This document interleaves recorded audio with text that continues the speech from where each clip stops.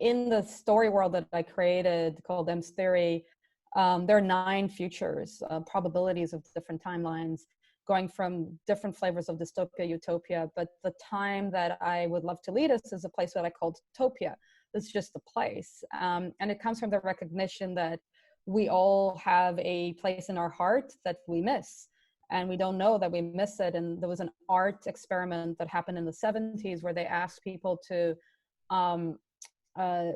paint something that is evocative of a memory of a place that they've never been to. And they all actually painted a very similar place, which was rolling hills and a path going through a field during around dusk.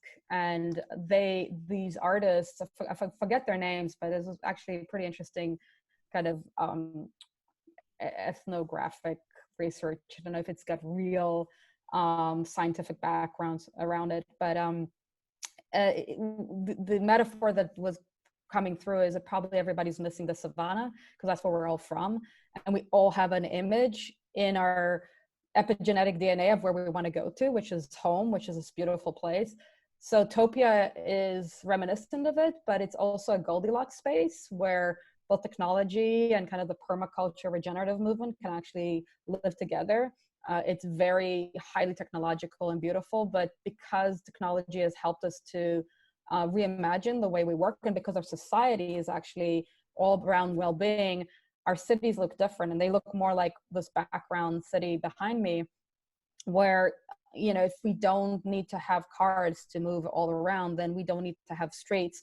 If we don't have to have streets in the same way we had them before, then what do we do with that? I'm actually consulting or advising with this is the question that we say, if we don't need, we ask, if we don't need to have the same modes of transportation, how do our cities look alike? And if the city comes from a place of, this is something we talked about in our creative communities, if the city comes, this is John Mark's question, like, what is it about the city that you love?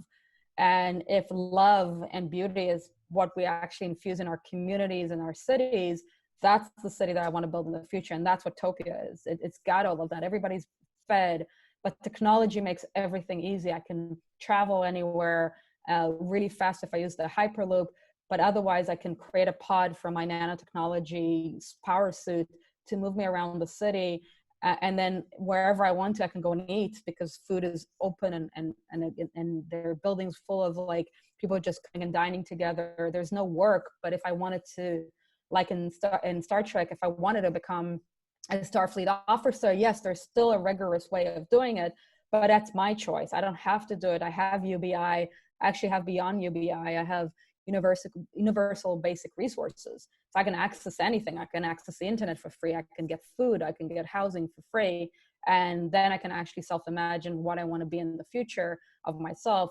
And again, if I want to be a professor, there is still a way of doing it that is more rigorous. We're not taking the rigor away. We're not taking that tension, but we're not having it, the tension between warring factions. We're more having the awesome tension when, you know, we do very strong exercise and our bodies are like totally aching, and that tension is growth of muscles.